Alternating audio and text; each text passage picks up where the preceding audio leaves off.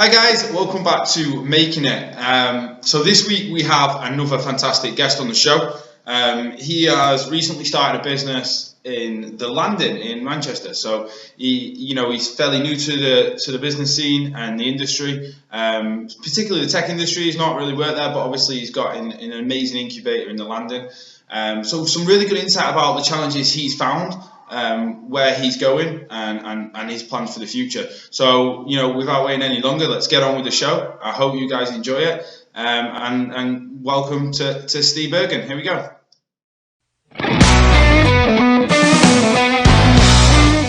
Hi guys, welcome back to Making It. Today we have on the show Ste Bergin. Hi Ste. Hello. Yeah, nice to have you on the show, mate. Really looking forward to today. Thank you. I'm looking forward to it too. Good stuff. We can go through some really good stuff, and I know we've got a lot to discuss. We've had a little chat before, and there's so much we want to kind of get out there and discuss. But before we get into all that, let's start off and find out a little bit about you. Obviously, you went to university to study art, and then you've kind of evolved from there. So tell us the story, mate. Sure. So, yes, thank you for having me on, Will. Hello, everybody kind of listening, watching. My name is Ste Bergin, and so I guess background time. I studied at a university called the University for the Creative Arts, or UCA. Yeah.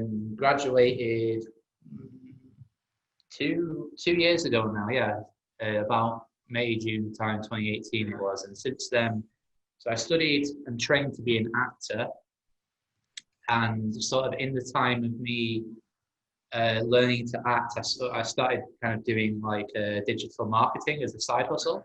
Yeah. And in that time, sort of towards the end of it, we traditionally in university you write like 8,000 words of like a dissertation. Yeah. 2 years now, and in that time, over the last year or so, I've been working on a secondary related project, which is an e-commerce platform for the film industry. Yeah. So tons to kind of go in there, but in a sentence, that platform helps filmmakers by getting the equipment in a way that they can afford financially. That's obviously just launched now, hasn't it? As you're watching this video, that's just gone live, and obviously the link will be below this, guys, on the podcast. So please do click on that, go to that, and have a look at that. But yeah, tell us a little bit about that as well. Sure, definitely. So it's still using the Spread Like Wildfire branding. So Spread Like Wildfire store, slwsstore.com. Yeah. And the story behind that was I was looking kind of about a year ago, just over a year ago, I think, at video equipment, renting it, buying it. I noticed that it's a massive hassle. And you look at the companies, and they're all, I don't want to sound like I'm bad-mouthing competitors, but you look at them, and I think that everything they do in one way or another is wrong. Yeah. And I was looking at the market, and the rental market for filmmakers is very tricky because it's a very closed industry. So me kind of just being a university grad and going into the industry for the first time, I have to call up a rental house and say, hey, can I rent a Canon C300, just like a decent kind of camera for a project? They'd be like, no, go away, we don't know you, you're not in our industry, you're clearly here to rob our stuff. Yeah. Like, put the phone and they only work with people they know. So as a newcomer, how do you get to know them? How do you break into that? Yeah. Exactly.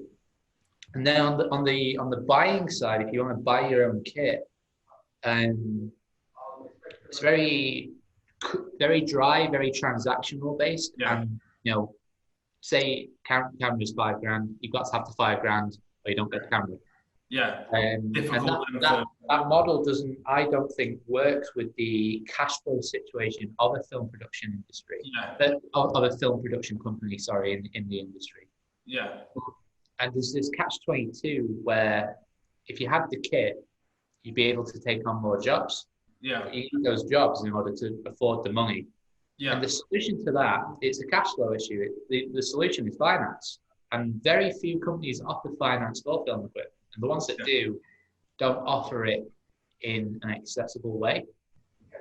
So I'm looking at input. So what the store does, Spread Like Wildfire store does, is it kind of aggregates buying equipment outright, rental of equipment, and finance of equipment all in one platform. So you as the user can empower yourself to decide what it is you need.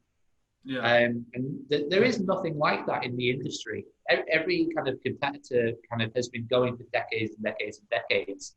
Yeah. And I think the solution is that the film industry needs a tech startup to do this. It's not the mindset of the retailer doesn't actually apply to the solution. Yeah. What a tech company can do does.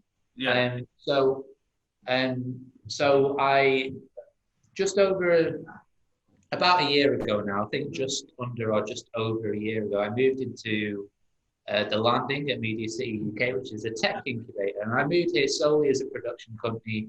The idea for all this equipment stuff was, if I didn't have it already, it was like starting to brew, I suppose.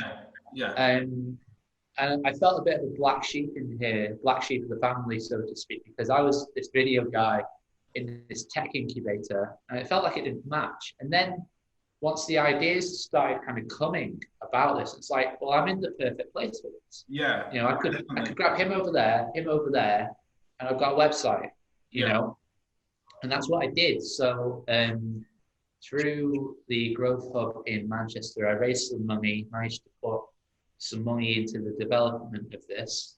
Nice. And got cracking. Yeah. It's been a story a year in the making, but development time 6-8 months on this. Yeah. And we really, really, really have gone ham on this. This isn't, you know, no offense to websites like this, but this isn't a WordPress or a Shopify website. This is like amazing what we've managed to build. You've got the full thing.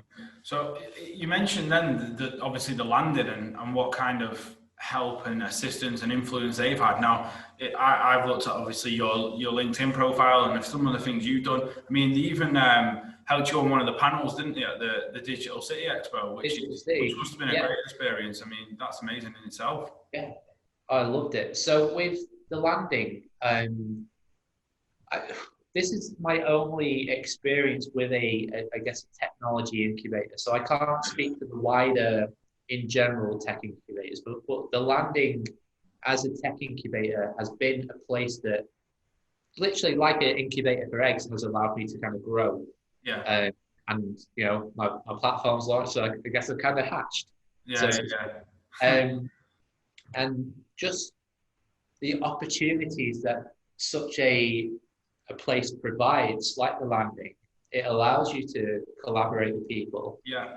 It's they get people in that can help you in some way. So that, you know, there's been kind of like Zoom kind of lectures, seminars in lockdown. Even before that, there was stuff kind of live in the building.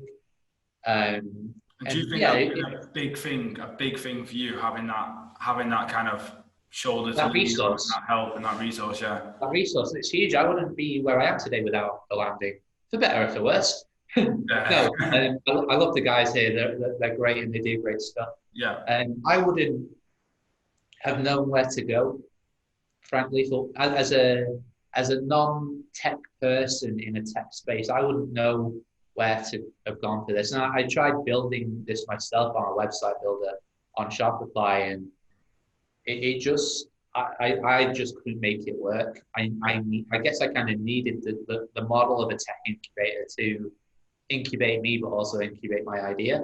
Yeah. And in that, I guess, incubation period of about a year, just skyrocketed everything.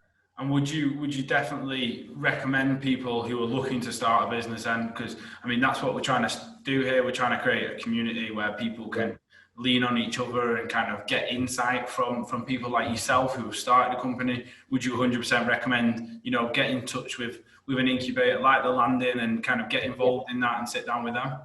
Yeah, absolutely. I would say there are a couple of parameters, and I say this as somebody that's kind of gone through the funnel.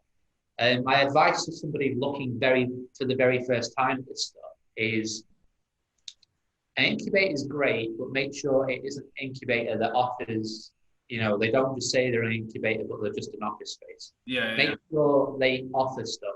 The landing, through their partnership with Barclays, there's Amazon Web Service credits, which has allowed me to host my platform on AWS, which I wouldn't have been able to otherwise. Connections and the landing, for example, it had to stop for a couple of reasons, but there was a bi-monthly pitch to investors, just an event every 2 months in the building. And those connections, you're looking for a place that can connect you, that can, I guess, advocate for you and try and constantly push the barrier of what it can do in terms of get you deals like AWS credits. There are other things in there. So the landing has a community manager, and he basically just kind of, not literally, but he'll drag you by the collar and say, Stephen, Stephen, talk. Kind of meet he's got this, you've got that. I know you both need to speak to each other and then bonk our heads together and then walk away and do it to somebody else.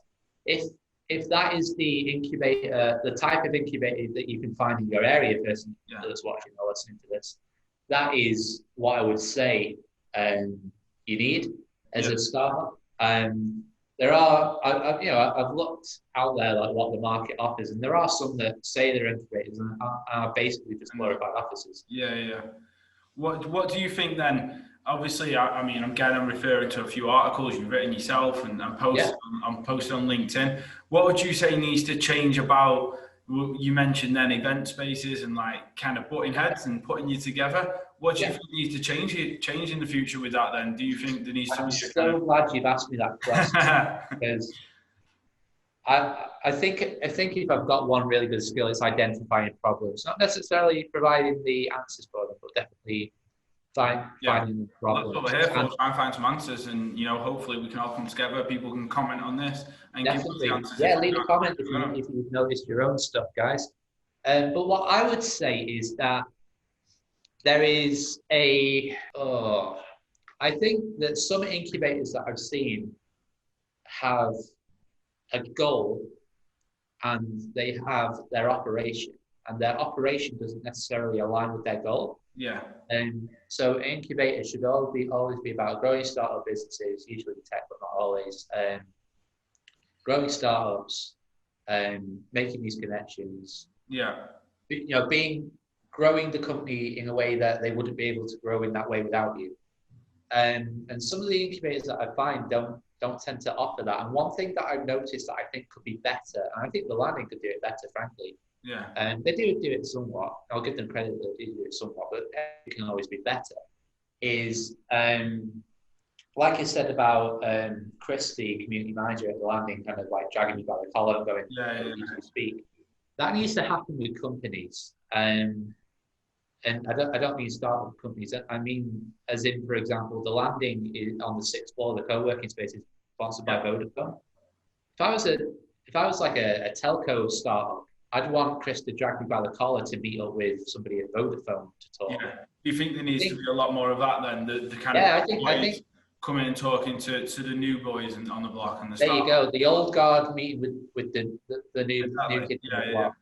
I think that, I don't know how you justify it in terms of the KPI and numbers, but I think that to an extent, I'm trying to word it right. What I actually mean might not be what comes out of my mouth here, but I think that there should be an element of responsibility in a tech incubator to find work for the startups within it.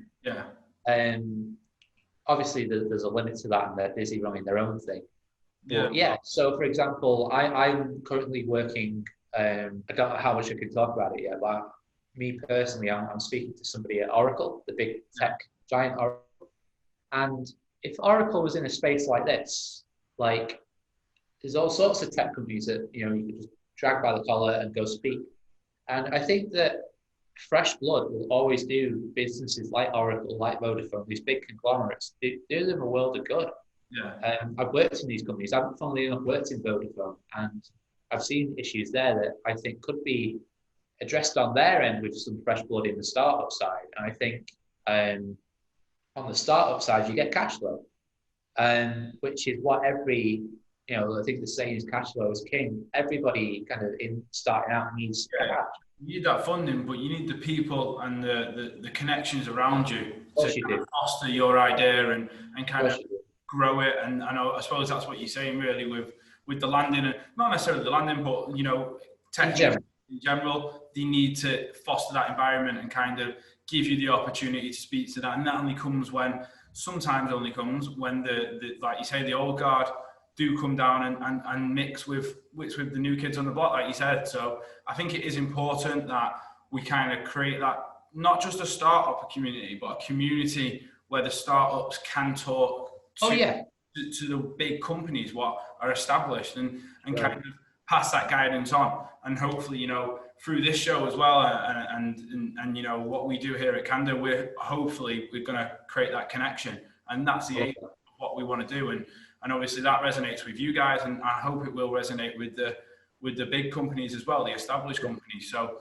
it's definitely something I think needs to change, and obviously, you can see that from a startup side as well. 100%. I think there are other things that I probably would suggest as well, but fundamentally, it's an operation designed to help businesses. Yeah. The one thing important in small business is cash flow to survive. If something isn't meeting that one requirement, it's kind of it's not for now, but it could be better for purpose. And I think that should be something that's definitely concentrated on more. There are other things I think could be better in kind of the tech kind of incubator accelerator space. But definitely that's the big one, I think. Yeah. No, I get that, and obviously, so what's the plans for you now? Obviously, post-pandemic, you launch your new e-commerce site. What's the plans for Spread Like Wildfire now? Where do you see yourself kind of going? And that's a great question. There's a couple of projects, I guess, kind of like working away in the background that I would love to be able to say, but. About the things that I can't say. Tell us all about it in the future. Oh yeah, I'll come back. We'll do another episode. But about the things that I can say, with Spread Like Wildfire store, it's all about kind of growing it, because there are some companies out there. There's not many. There are basically no startups in the, I guess, audiovisual e-commerce sector. It's basically the old guard. Nobody else has really come through. Yeah. With a few exceptions, but to the rule. But as a rule, there's no new blood there. So I'm not selling every piece of kit at the moment I'd like to, just because some brands, I suppose, of this kit are a bit wary, not in a suspicious sense, but in a, this just doesn't happen, so we don't know how to sell to you and a new person in the space. We've been selling to everybody else for 30 years. So we don't, I've had that kind of, how do we do this kind of reaction from some of them, which will come with time, I suppose. Yeah. So I guess on the storefront, on the store side, more products, more innovation, growing what we have, more kind of providers, not just of kit, but of means of getting that kit. Yeah. So partnering with more rental companies, because we're not renting our own equipment ourselves, we're brokering other people's equipment and working with rental houses already there. So generating more rental partnerships, working with more finance providers for more flexibility of finance. Right now, we're just partnering with a company called Klarna, which is quite big in the finance space. But so that's on the store side. With Spread Like Wildfire Media, I guess as a non-tech person that's kind of been thrown in the deep end in this tech incubator, I've become techie. I run a tech startup. I've realized that, like what I mentioned there with startups needing cash flow. Yeah. There's been times in my business career, I suppose, over the last 2 or so years, where there's been a skyrocketed me but I just couldn't afford to pay for it. Yes. So what I'm doing with Spread Like Wildfire Media is I'm developing, I don't have a name for it. I guess it's a startup program of some degree where startup businesses can come to me and we work together. I get the work in for them, but payment is deferred over time. So that allows them to get the work in now and to pay me when the cash comes in. Yeah, I like that. Yeah. So yeah, well, it's important, I think, because if people want to get involved in that and get in touch with you, how did they go about it? Did he just cool. Well, I'll leave a comment on everything kind of down below with all my contact details, or I can send them you and you can edit them in. But yeah, if you go to slwfmedia.com, that there's nothing on there right at the moment because I'm still kind of developing this stuff. But if you kind of contact me through the contact form on the website, reach out to me on LinkedIn, and say I'm a startup, I need your help in digital marketing and video. Can we do something? I'll tell you kind of how it's working, how I expect to kind of work with you. So yeah, that's how you kind of get in contact with me. LinkedIn is the best, admittedly. I'm always on LinkedIn. No, I think that's a great initiative, and I think a lot of people, a lot of smaller businesses, but don't necessarily want to invest in that, but need the business, so they have to invest in it, as we've said. That'll be a great way for them to kind of get involved, and obviously, hopefully, grow their business while helping you grow Spread Like Wildfire Media. Exactly. Cash flow for me right now is, with everything kind of launched and me working with kind of some clients that I've retained, I'm okay. So there's, I spoke to kind of business coaches about this, and they're like, oh, well, you're gonna in helping everybody else, you're just gonna ride yourself into the ground. But I built myself up in a way where I don't, I can kind of take the deferred hit as long as money's coming in. I'm fine on that front. So there has been some hesitation, but on the startup side, people have been loving it. I've already trialed it with one company out in two companies out in Dublin. Dublin, Ireland area, around Dublin. So yeah, people are interested definitely on the startup side. It's just kind of right now the plan is kind of to develop a formal program, I suppose. Yeah, no, I like it. No, I like it a lot, mate. I mean, for me, sitting down with you is really good. It's been amazing insight into what it takes to start something, and that's what's key here. And the assistance you've needed, and the direction, and then obviously how the idea has grown from that, and what you're going to create in the future and are creating now is so unique and different. I think it's definitely worth kind of getting out there. And I know how to do different. I don't think I've ever done things by the book. Not intentionally. It always just seems to happen that I do something bloody different. So yeah, that's me in a nutshell, Will. Thank you for kind of recognising that as a player. No, not a problem, mate. I mean, always one question though I do want to ask you, and I always ask on this now who comes in the show. What is the best piece of advice you've ever had, and how would you kind of evolve that and throw it back at me now for people out there looking to do something different? I love questions like this because I love helping people as much as possible. I guess in terms of the context of the podcast, it's about businesses, especially small businesses. Find a way to, when you get knocked down, find a means of getting back up again. There has been so many times where I've just wanted to go back out there and get an office job, desk job, whatever, and just say, screw it, I hate this. But when those big kind of knocks have happened to me, I always just say that I have a moment about it, and I get up the next morning and I do the same thing over and over and over again. I'm not there yet. I'm still where everybody is, more or less, watching and listening to this probably. But I know that I will get there, repetition, getting there. Just if something happens, just keep going. Like Chumbawamba, I get knocked down, I get up again. You're never going to keep me down. We can put that song in as well at the end. Don't worry, we can edit that in. But yeah, no, you've just got to get on with things. Keep going. Exactly.